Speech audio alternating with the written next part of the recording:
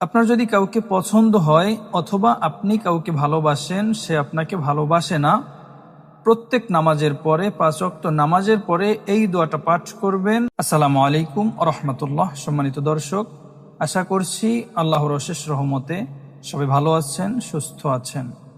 প্রিয় দর্শক, আজকের আলোচনা হচ্ছে 5 ওয়াক্ত নামাজের পরে যেই দোয়াটা পাঠ করলে আপনি আপনার ভালোবাসার মানুষকে আপনার জীবন সঙ্গী হিসেবে পেয়ে যাবেন, আপনার প্রিয় মানুষকে আপনার করে পাবেন ইনশাআল্লাহ।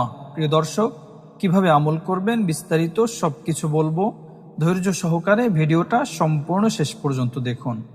যারা এই চ্যানেলে নতুন, সবাই চ্যানেলটা সাবস্ক্রাইব করে পাশে থাকা বেল বাটনটি অল করে দিন, যেন নতুন নতুন ভিডিও আপনি সবার আগে পেতে পারেন। প্রিয় দর্শক, আপনার যদি কাউকে পছন্দ হয় অথবা আপনি কাউকে ভালোবাসেন, সে আপনাকে ভালোবাসে না, প্রত্যেক নামাজের পরে 5 ওয়াক্ত নামাজের পরে এই দোয়াটা পাঠ করবেন। আল্লাহ তাআলা যদি চান ওই ব্যক্তিকে আপনার করে দিবেন, ওই ব্যক্তিকে আপনার প্রিয় করে দিবেন, আপনার জীবন সঙ্গী বানিয়ে দিবেন।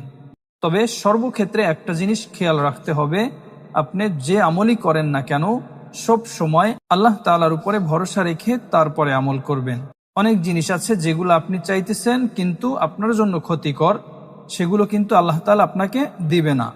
সেই ক্ষেত্রে আল্লাহর ফয়সালার উপরে আপনার বিশ্বাস রাখতে হবে। প্রিয় দর্শক, যখনই আপনি আমল করবেন 5 ওয়াক্ত নামাজের পরে নির্দিষ্ট স্থানে বসে প্রথমেই 3 বার ইস্তেগফার পাঠ করে নেবেন।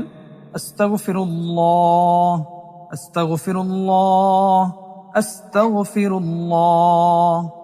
3 বার ইস্তেগফার পাঠ করে নেওয়ার পরে 3 বার দুরূদ ইব্রাহিম পাঠ করবেন, যে দুরূদ শরীফটা আমরা সবসময় নামাজের মধ্যে পড়ে থাকি, দুরূদ ইব্রাহিম।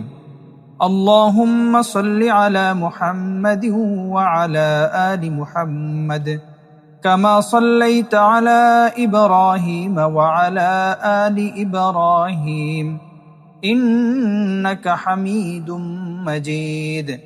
আল্লাহুম্মা বারিক আলা মুহাম্মাদিন ওয়া আলা আলি মুহাম্মাদ কামা বারাকতা আলা ইব্রাহিম ওয়া আলা আলি ইব্রাহিম ইন্নাকা হামিদুম মাজিদ।